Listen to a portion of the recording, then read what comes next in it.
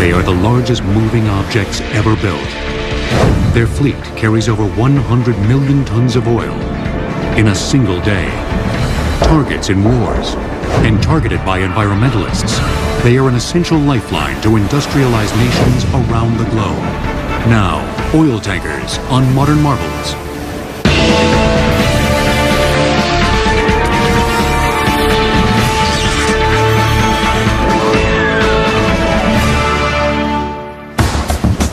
Longer than most skyscrapers are tall. They are steel giants, carrying Earth's most valuable commodity. Oil tankers transport over half of the nearly 80 million barrels of oil the world consumes on a daily basis. In an oil-dependent world, no nation consumes more than the United States. But America only produces about 1/3 of its needed supply. The rest must be imported from thousands of miles away. Regretfully, oil is found in some locations that are a great distance from markets such as the United States and in Europe. The only way to move that is either by ship or by pipeline. Oil tankers come in a range of sizes and are classified by their DWT, or dead weight tonnage, which is a tanker's weight when fully loaded. The 5 dominant classes are named Panamax, Aframax, Suezmax, Very Large Crude Carriers, or VLCCs, and Ultra-Large Crude Carriers, or ULCCs. The latter two are more commonly referred to as supertankers. In some cases, a tanker's classification name also specifies the region in which it can safely operate when fully loaded. For example, a Panamax is the largest tanker that can pass through the Panama Canal. A Suezmax is the maximum size tanker that is permitted to transit the Suez Canal. Larger tankers, such as supertankers, have drafts that are too deep and must use alternative waterways. Although oil tankers come in a variety of sizes, they're all built for one singular purpose: to carry oil. Lots and lots of oil. And this lone intent is reflected in the tanker's design. Beneath the steel skin of an oil tanker are a series of tanks subdivided by bulkheads.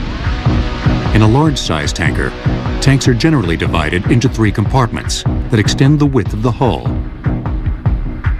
and as many as 40 compartments that extend the length of the hull. The reason for doing that is to prevent the cargo sloshing and to provide stability. I think often the easy way of explaining it is if you were to carry a large bowl of water, I think one becomes very conscious of the fact that it's difficult to maintain the stability. If you can subdivide it by putting in divisions, it makes it a much more stable cargo. Aft of the cargo tanks, at the stern of the ship, is a lone tower known as the superstructure, which houses all the necessary control rooms and crew accommodations. The remainder of a tanker's deck is an array of pipes used to transport oil, either into or out of the tank compartments below. As soon as an oil tanker leaves port, it becomes an entirely self-sufficient floating city, capable of producing all of its own electricity.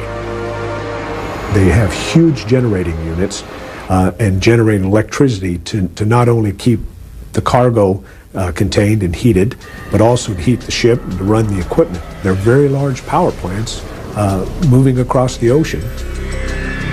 And the larger the tanker, the more easily it can slip through the water. Therefore, a VLCC requires only a single 30,000 horsepower diesel engine for power. The propulsion system consists of a single propeller and rudder, capable of moving a fully loaded VLCC at a speed of 15 knots. Auxiliary generators produce the ship's electricity. Tankers, by nature, are the most energy efficient of all vehicles. In terms of energy per ton-mile of the goods transported, we're moving at a cost of about 2 cents per gallon. So at the gas pump, the actual price we're paying for gasoline has about 2 cents for having transported the oil. At a port in the Pacific Northwest, the Suezmax tanker British Harrier is in the process of offloading cargo to its Cherry Point refinery. The crude we're carrying is from Argentina and it's called Escalante. We carry 1 million barrels. What's that equivalent to? Probably 35 million gallons or so. It's a lot of oil. Although the Harrier looks safe in the calm waters of the port, offloading is actually one of the most dangerous aspects of its journey. Certainly, this is the risky part. We change the condition of the vessel greatly. This is a dynamic process, and it requires careful monitoring to avoid incidents, accidents, bad things, really. During cargo discharge, combustible gases are present on the deck of the ship. A single spark can lead to a catastrophic explosion. Crude oil is offloaded by huge steel pipes that extend the length of a tanker's center compartments. Additional pipes branch out from the main pipes in order to reach cargo in the starboard and port tanks. When the vessel is ready to discharge, hydraulic pumps create a vacuum inside the steel pipes, sending the cargo to more pipes that run along the ship's deck. From there, the oil is sent to a refinery or storage container via additional conduits. The discharging process for the Harrier will take 30 hours to complete. We'll have to run our pumps carefully to get as much out as possible. And I can assure you this vessel is going to be dry as popcorn at the end of the operation. But even after its combustible cargo has been emptied, the Harrier can still be a dangerous place. The power of the sea is so great. You've really got to watch the weather, because if you're doing full speed and the weather does deteriorate, the combined force of the weather hitting the ship can do a lot of damage. It can take steel structures on deck just away. To avoid accidents, sophisticated navigation tools are essential. On this ship, you can actually program the ship to alter course itself. The navigation with GPS, and that's accurate up to 50 meters. So yeah, you just read off a dial and there you are. Besides the weather and combustible cargo, the crew of the Harrier must battle one more hazard of sea life: boredom. It can be boring, especially oil tankers. They're at sea for long periods. They load offshore, they don't go into port as often as container ships or bulk carriers, and they can tend to be boring. The trip from Argentina to the west coast takes the British Harrier 21 days. To help pass the time, the Harrier is equipped with a gym, a recreation room, a bar, a full kitchen with chefs, a dining facility, and a complete complement of musical instruments. You can have a love at the sea. You need an attitude, a certain attitude to do this job. You got to love it. You got to love the job to do it, I suppose. The British Harrier exemplifies the efficiency of the modern oil tanker. But achieving this level of efficiency took the industry over 100 years and 2 world wars. With a deadweight tonnage of more than 564,000, the Yari Viking is the world's largest oil tanker. Measuring 1,504 feet in length, she is over 250 feet longer than the Empire State Building is tall. Oil tankers will return on Modern Marvels. Today's global tanker fleet provides an essential lifeline to the industrialized nations of the world. But transferring oil by ship isn't new. Its history dates back thousands of years, when the Greeks, Romans, and Phoenicians transported oil across the Mediterranean Sea. No, not petroleum oil, olive oil. Like petroleum oil, olive oil was the most important commodity of its day, and it commonly served as the financial backbone for an exporting nation's economy. Wood ships fitted with multiple sails were built to reach trading posts throughout the Mediterranean. Instead of transporting the oil inside the hull of the ship, the cargo was stored in baked clay amphorae. During the Middle Ages, ship trading expanded as it became cheaper and safer to traverse the world's oceans and seas. In the centuries that followed, the developments of ocean-going warships and efficient merchant carriers also led to a rapid expansion of commerce. But it was the 1859 discovery of oil by Edwin Drake in Titusville, Pennsylvania, that would bring overseas shipping to new levels of prosperity. 2 years after striking black gold, 3 million barrels of oil were being pumped each year in Titusville, with the majority of it being refined into kerosene. Coined the new illuminant, kerosene created a demand that stretched across the Atlantic to an oil-thirsty European continent. In November of 1861, the Elizabeth Watts made the first transatlantic shipment of oil from Philadelphia to London. Storing the cargo in wooden barrels, the double-masted 224-ton wood ship carried 1,329 barrels of oil on her maiden voyage. And those barrels had value, so having reached their destination, they were emptied and were then shipped back empty. So at the time, it was considered an efficient system, but shipping back empty barrels was not efficient. The barrels, which each held 42 U.S. gallons, accounted for up to a fifth of the ship's actual cargo weight. In 1886, British shipbuilders improved on the inefficient barrel with what most consider to be the world's first modern oil tanker, the iron and steel constructed Glukov.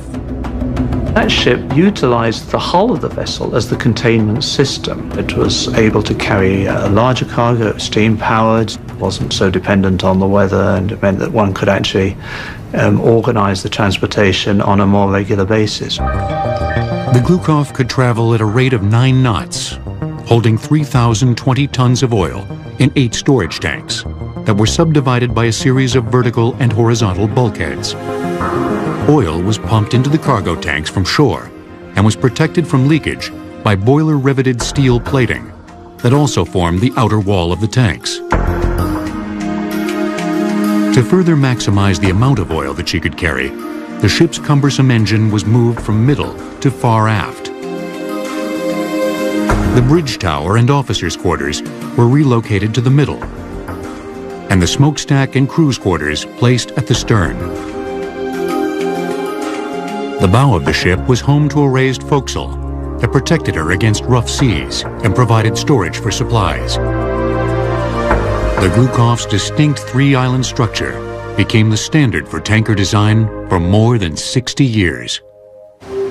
In the early 1900s, the world's deep-sea tanker fleet numbered 145 ships, with trading between the United States and Europe reaching 2.3 million tons of crude a year. The largest tankers in the fleet had a cargo capacity of 12,000 tons, nearly 4 times that of the Glukov. But this increase in tanker size began to compromise their seaworthiness. Sir Joseph Isherwood came up with a solution in 1906. When the ship's going through the waves, it's moving up and down and bending in a longitudinal way. And the Isherwood system was developed to provide some longitudinal rigidity to help the vessel in terms of its bending. Before the Isherwood design, ships were built using numerous transverse frames, which formed the ribs of the ship. In Isherwood's design, the ship's frames ran fore and aft, along the length of the ship, parallel to the keel. The frames were then connected to the keel by vertical bulkheads, which also divided the tanks. By 1914, 276 ships had incorporated the Isherwood design. The Isherwood system has been refined and modified, but it is still the underlying system that is employed in the construction of ships. The design system for the modern oil tanker had been achieved. But the onset of the First World War would bring about a new breed of tanker for the military, called an oiler, and a new method of transferring oil, known as underway replenishment.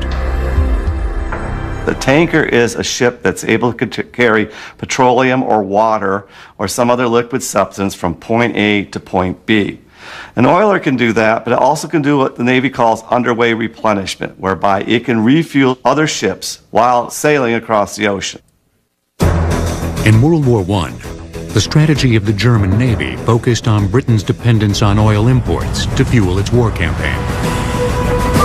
Germany's new weapon, the U-boat, set up a blockade in the North Atlantic to cut off Britain's oil supply. When the U.S. entered the war in 1917, the Royal Navy was limited to a 10-week supply of oil. With little time to spare, the U.S. Navy sent a fleet of destroyers to assist the embattled British fleet. These destroyers had a very limited range. They could just barely make it across the Atlantic. To ensure that they wouldn't have any problems, the Navy arranged to have them be refueled in mid-ocean by one of the Navy's oilers. Before the U.S. joined the war, Chester Nimitz and the officers aboard the Navy tanker Maumee designed a ship-to-ship refueling system that consisted of two 50-foot-long rubber hoses suspended by cargo booms. The Maumee was the first ship to perform underway replenishment. The advantage of underway replenishment is that the fleet or Navy formation can keep steaming while it is refueling, as versus having to go to a port somewhere and spend the time to refuel and then proceed on to its destination. By July 5, 1917, the Maumee had refueled 34 destroyers headed for Europe. They helped break the German U-boat blockade. The significance of refueling these destroyers was it was the first time that anyone had refueled ships at sea in a tactical operation. And it was the forerunner of something that would happen again and again, especially in World War II. In the mid-1930s, war clouds began to form again on the global landscape. The United States military was quick to realize that if a Second World War were to erupt, it would be a fully mechanized conflict, and tremendous amounts of oil would be needed to ensure victory. The Navy laid out a very detailed structural plan on how the Navy was going to get from the west coast of the United States to the Far East to be able to engage its main enemy, which it felt was Japan. So it knew in the interwar years that refueling at sea would become a critical element of this. The Navy needed a fleet oiler in a hurry and looked towards the commercial tanker industry for assistance. In 1939, the Navy purchased the 553-foot tanker Cimarron from the Standard Oil Company. She was a very unusual ship. She was fairly large, but more importantly, she had twin screws. It's a very fast ship with a bulbous bow. They allowed the ship to have a speed of 18 knots at a time when 14 or 15 knots was the norm for a fast commercial tanker. And this speed was very important because this would allow the ship to steam with the fleet. The Cimarron became the prototype fleet oiler for the Navy.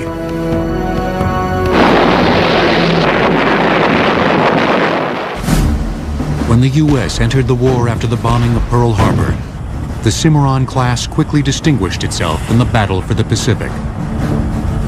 The real significance of the Cimarron class was that it permitted the United States to conduct the famous carrier raids that we're all familiar with. It's a little known fact that every one of those raids was accompanied by an oiler. And this was because the destroyers all had to be refueled at sea because they had limited range vessels. In addition to refueling at sea, the U.S. military needed to transfer millions of gallons of oil to the thousands of tanks, trucks, and planes that would be needed in Europe and along the Pacific fronts. Tankers were always a prime target of U-boats because they're important ships. Their cargo was important, so whenever a submarine saw a tanker, it would always go after it. The Allied forces were faced with the challenge of building tankers faster than the Axis powers could sink them. Their answer was the T-2 tanker. It was a standard design which allowed the ships to be built very quickly. They actually would construct segments on shore and then bring them to the building yard. And each time they built a tanker, they learned how to build it faster or quicker. About 525 of them were built throughout the war. They could do about 15 knots. They could carry all forms of petroleum. They were very instrumental in being able to support our forces overseas with large amounts of petroleum products. By the end of the war, the Navy's oilers and tankers have provided an invaluable lifeline of fuel to the Allied forces. While the oil tanker of World War II had achieved new levels of performance and size, a booming post-war economy was about to give rise to the oil tanker tycoon and the dawn of the supertanker. During the invasion of Okinawa in World War II, oilers delivered over 10 million barrels of fuel oil to the fleet at sea by underway replenishment. Oil tankers will return on Modern Marvels. The end of World War II marked the beginning of unprecedented growth for the United States economy. Post-war Americans wanted to drive fast and travel far. By the early 1950s, American imports of petroleum products exceeded exports for the first time. Oil companies and ambitious entrepreneurs were eager to feed America's high demand for oil and took advantage of a unique opportunity. After the Second World War, the U.S. government has over 600 tankers of all sorts.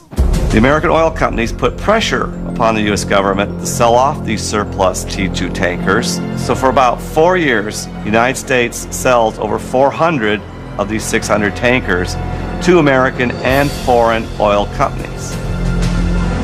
Many of the T2 tankers were retrofitted by their new owners so that they could carry more cargo. Using a process called jumboizing, the ships were cut in half, and an extra section was added to the middle, thus doubling the tanker's storage capacity. The 1950s also saw a trio of independent shipping tycoons begin to stake their claim in the burgeoning oil trade.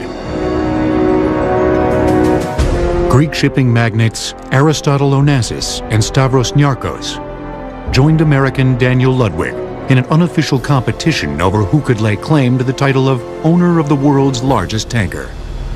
The competition that existed between the various independent owners was just probably as much ego as it was economics of the day. There was a lot of status carrying I now have the world's largest tanker. American ship owner Daniel Ludwig chose to go overseas to the Kure shipyards in Japan to build his tanker fleet. That was a surprise to the industry worldwide, because historically the ships were either built in Europe or they were built in the United States. And all of a sudden Japan came in as a third competitor. In Japan, Ludwig found a country desperate for industry and a highly skilled workforce with a proud tradition in shipbuilding. As Ludwig began to build his tanker fleet, Greek shipowner Aristotle Onassis grabbed the title of world's largest tanker owner with the launching of the Tina Onassis in 1952. His Greek rival, Stavros Niarchos, bested him in 1955 with the 47,000 deadweight ton vessel, Spiros Niarchos. But it was political instability in the Middle East that would bring tanker tonnage to unprecedented levels. The Suez Canal, which links the Mediterranean Sea with the Red Sea, provides the shortest shipping route from the oil-rich Middle East to ports in Europe and the United States. In 1956, Egypt nationalized the previously unrestricted passageway. Israel, which relied heavily on the canal for trade, considered this a threat. Joined by Britain and France, Israel declared war on Egypt. The conflict left ships scuttled along the vital waterway, and the canal was closed. Ultimately, the United Nations settled the conflict, and the canal was reopened. But the tanker industry felt it could no longer rely on the political instability of the passageway. There was a realization that the oil that was moving from the Middle East to Europe, to the United States, had to come around South Africa, around the Cape. The route around the Cape of Good Hope and then north to Europe or the U.S. added as much as 11,000 miles round trip to a tanker's voyage. To maintain the normal flow of crude to both continents, tanker tonnage had to increase by nearly 100%. The industry was left with two alternatives: either build a large fleet of small vessels or a small fleet of large vessels. The decision came down to the economics of scale. If you had a box 10 foot by 10 foot by 10 foot, there is let's call it feet. There's 1,000 feet within that box. If you go 20, 20, and 20, it is 8 times the volume. So it's not linear. By just doubling the size, you create huge amount of volume. And there was a rush to build a lot of large tankers, super tankers at that time. A large part of the industry said this is the future. After the closure of the Suez Canal, Daniel Ludwig set the maritime world abuzz by breaking the 100,000 deadweight ton barrier with the launching of the Universe Apollo. The supertanker was born. Around this same time, a dramatic change began to take place in tanker design. The three-tower arrangement that originated with the Glukov was combined into one superstructure, placed at the stern, leaving the entire forward hull for tank space. As maritime engineers began to transform the tanker's design, deadweight tonnage barriers continued to fall. In 1966, the Idemitsu Maru became the first tanker to eclipse 200,000 deadweight tons, becoming the first VLCC, or Very Large Crude Carrier. Just 1 year later, the Suez Canal closed again, this time for 8 years. The industry's gamble in building supertankers had paid off. And Daniel Ludwig was ready to push the envelope of size even farther. In 1967, he unveiled the 300,000 deadweight ton Universe Ireland. Ludwig had once again established a new record in tanker tonnage. The Universe Ireland became the first ULCC, or ultra-large crude carrier. Ludwig's landmark achievements, breaking the 100,000 and 300,000 tonnage barriers, gave him the recognition among his peers as the father of the supertanker. But for the United States, the world's largest importer of oil, the draft of a fully loaded supertanker posed a large problem. None of the ports could handle a ship of that draft. So what we find happening still today in the United States is these larger crude carriers come in, they stay offshore 20, 30 miles, and they actually do what we call lightering, which is take the oil from the large ship and actually put it on a smaller ship, which does have the draft to allow it to go into these ports. Lightering typically takes place while both ships are underway. Maneuvering the smaller ship alongside the larger tanker can be dangerous. This is a lightering fender. What we use them for is to keep the two ships that are lightering from coming in contact with each other. As you can imagine, the size of these is tremendous because there's tremendous forces involved in bringing two full-size tankers together that are carrying perhaps 300,000 tons of cargo each. We don't want them coming into contact at sea. With the fenders in place, the ships are moored alongside each other. After checking to make sure the tankers are secured, rubber hoses measuring up to 90 feet in length are transferred over to the lightering vessel. Typically, cargo is offloaded using a 250 psi pump, which can transfer oil at a rate of 30,000 barrels an hour. By the 1970s, the growth of the tanker industry appeared limitless. But this burst of growth would soon be stunted by a series of supertanker explosions and several devastating oil spills. A fully loaded supertanker traveling at a speed of 16 knots needs up to 20 minutes to stop. Oil tankers will return on Modern Marvels. The supertanker brought about a golden age in the oil tanker industry. But starting in 1969, a series of accidents placed the industry under scrutiny. In a very short period of time, there were 3 major tanker explosions. That led to immediate concern. The entire concept of the tanker was in jeopardy, as speculation rose that tankers might be floating time bombs, capable of igniting without a moment's notice. An investigation into the accidents found that each explosion had occurred during the washing of the vessel's cargo tanks. When you drain the cargo tanks of the oil, there's always a residual buildup on the inside of these tanks. So what we use is a high-pressure washing system. It's automatic within the tank, and when you induce oxygen through this spraying system, you've got a combustion potential. And the velocity of that spray system actually picked up static electricity. When it hit the sidewall, it created a spark, and the vapors coming off ignited. And it was tremendous tragedy. To fix the problem, engineers designed an inert gas system, or IGS. During cargo discharge, flue gases produced by an oil tanker's boilers are sent to the IGS. The system converts the flue gas to an inert gas, distributing it to the ship's cargo tanks and displacing the oxygen. Today, inert gas systems are mandatory aboard every oil tanker in operation.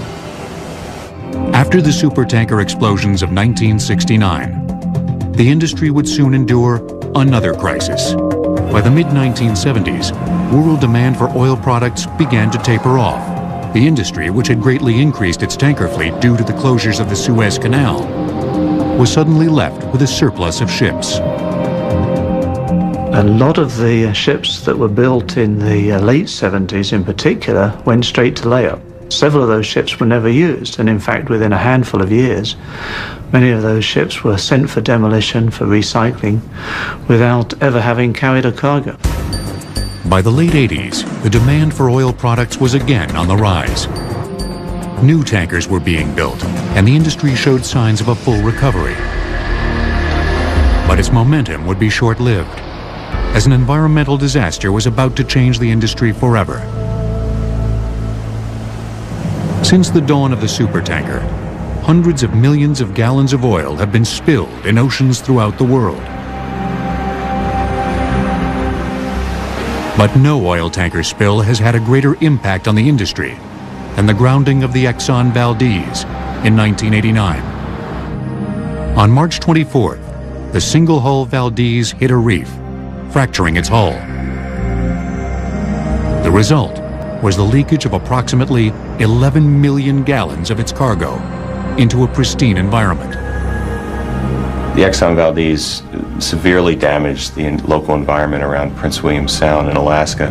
The oil then drifted to the west and continued to damage coastline along Alaska. It killed many animals outright, from birds to seals to sea otters, and then continued to damage fish populations and other aquatic populations. The Exxon Valdez oil spill was regretful, not only for Exxon itself, but for all the industry. But what it taught all of us is even though we were operating as safely as possible with the emergency response equipment that we thought was adequate, we learned that we needed to do even more. After the grounding of the Valdez, public outcry and political pressure led to new legislation for tankers entering U.S. waters. The Oil Pollution Act of 1990 effectively mandated the introduction of double hulls. The double hull basically provides for protection from collisions and groundings. And those incidents represent something like 50% of the incidents that tankers are involved with. So the double hull is providing immediately an enhanced level of protection. OPA 90, as it's known throughout the industry, requires all tankers entering U.S. waters to be double-hulled by 2015. However, in Europe, the tanker spills of the Erika, and later the Prestige, created a new set of legislation from the International Maritime Organization. The Prestige was an incident that occurred in November 2002 off Spain. Unfortunately, it led to a very bad pollution, very major pollution of the beaches of Galicia. It also led to a lot of new legislation. It has led to an accelerated withdrawal, forced withdrawal of single-hull tankers. The international mandate, which has not been adopted by the United States, requires tankers to be completely double-hulled by 2010. But the tanker owners doing business in U.S. waters have more immediate concerns than the double-hull deadline. They have to make sure their current fleet of tankers can pass the stringent maritime regulations enforced by the U.S. Coast Guard. The U.S. Coast Guard has the unique responsibility for being the maritime service that protects America's waterways, ensures safety and commerce at the same time. When the Coast Guard comes aboard a tank ship, our concerns are to make sure that the vessels don't create a pollution hazard to the area. On a warm June day in Long Beach, California, the British Pride has just returned from the Middle East, carrying 2 million barrels of crude oil in its hull. Morning, Captain. I'm Rick Hawkins, United States Coast Guard. This is David Nguyen and Mike Garcia. How are you doing today? Good morning. Welcome aboard. I'm fine, thank you very much. What we're here today to do, Captain, is conduct your annual Certificate of Compliance inspection. If major problems are found aboard the British Pride, the ship won't be allowed to discharge its cargo, potentially costing the vessel's owner tens of thousands of dollars a day. One of the most important anti-pollution devices on board a tanker is the oily water separator. The system works by processing the oil that exudes from a tanker's machinery and collects in the lowermost part of the ship, known as the bilge. When the oil is diluted with water to acceptable levels, it can then be discharged into the ocean. There are safety systems built into that equipment where, should the oil reach a high level, that alarms will sound and automatic systems come into play. Valves will close, so there's no accidental discharge. Thank you. After examination of the oily water separator, the wheelhouse is tested. We go from hard port to hard cellar. Hard port, hard cellar. That's hard port. Emergency firefighting equipment is checked, and manual control of the ship's rudder is inspected. Upon completion, the vessel is given permission to discharge its cargo. Based on the inspection this morning of the Pride, the ship was in very good condition. The crew, the officers, and the deck crew were very competent and very cooperative. And all the machinery that we inspected was in very good condition and operated as intended. Monitoring the hundreds of oil tankers entering U.S. harbors is a huge responsibility for the Coast Guard. And they're about to get even busier, as the tanker industry is currently undergoing the highest level of new ship construction since post-World War II. The largest oil tanker spill on record occurred in 1979, when 2 tankers collided off Tobago Island, spilling approximately 280,000 metric tons of oil into the Caribbean Sea. Oil tankers will return on Modern Marvels. At the National Steel and Shipbuilding Company in San Diego, California, BP is building 4 new Alaskan oil tankers to meet the OPA 90 deadline of 2015. At 185,000 deadweight tons, each ship consists of 34,000 tons of steel and requires 106,000 gallons of paint. But what is unique about these ships is a redundancy system that ensures a level of safety far beyond the requirements of OPA 90. We call it double-double. It's double hull, double engine, double propeller, double everything. And they're designed to enhance the safety of transporting oil out of Alaska waters. If the engine were to fail, the other one could operate independently and propel that ship. The same with the rudder.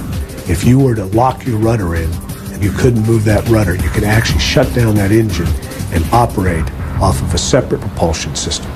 The rebuilding of BP's tanker fleet won't come cheap, as each Alaskan tanker will cost nearly $250 million. But BP has found at least one way to help offset the cost. Oil tankers reserve several tank compartments to store seawater. This is used to ballast the ship after cargo is discharged. If you take simple idea of an outer wall and an inner wall that we now call the double hull, you can use that space for ballast. When you do, you can use more of the internal tanks to carry more product, crude oil or gasoline or whatever you may be transporting. You actually get more efficient use of the space. The Alaska Frontier will be the first of BP's new Alaskan-class oil tankers to begin service. I named the Alaskan Frontier. When the Alaska Frontier sails, it will be the safest tanker sailing in U.S. waters. However, BP isn't the only company that is undergoing a massive rebuilding of its tanker fleet. New legislation has brought about the highest level of tanker construction since post-World War II. The reason is the industry, ahead of the deadline, is beginning to build their double-hull tankers around the world. By 2010, which is still 5 years before the requirement for all double-hull, approximately 85% of the world's oil tanker fleet will be double-hulled. Addicted to oil. While renewable energies are being developed, their evolution remains slow, and the world's demand for oil continues to increase. But oil is a non-renewable resource, and its supply will one day be exhausted. Today we're talking about oil being available certainly for another handful of decades, 20, 30, 40, 50 as routinely talked about. So for the tanker owner, there is not a real concern today that the world is about to stop shipping oil. In parallel with the exploration of oil and the utilization of oil, gas is becoming a substitute in many cases for oil.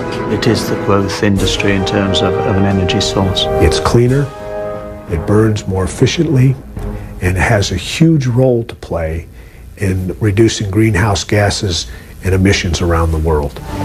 Transporting natural gas to the United States will be the job of the LNG, or liquid natural gas tanker. LNGs store the gas in liquid state by cooling it to a temperature of -256 degrees Fahrenheit. In addition to their more environmentally friendly cargo, LNGs are less polluting than oil tankers, using mainly natural gas for propulsion. And at 900 feet in length, with a draft of 36 feet, LNGs can enter ports that would be restricted to most large-sized oil tankers. While the current LNG fleet numbers just under 200, that number is expected to increase in the coming years. Some reports suggest that by 2050 there will be as many LNG carriers, 450, 500, as there are very large crude carriers, oil carriers today. Although oil tankers remain the most important energy lifeline to the world, the increase of the LNG fleet signals that its tenure of dominance is limited. Declining oil reserves combined with a global increase in energy consumption will inevitably force the proliferation of alternative fuels. As alternatives emerge, as we start to develop other ways to get around in our cars, hopefully tankers will become obsolete, hopefully refineries will become obsolete, and we will get off of our oil addiction. But the footprint left behind by these steel giants will endure for generations to come. I think in the future there will be a realization that it was indeed a marvel of the time, a necessity of the time. It's an industry that continuously improved, that used innovative techniques to make the movement of hydrocarbons even safer, that supplied much needed energy to places that before ships were built the way they are, we couldn't get the energy.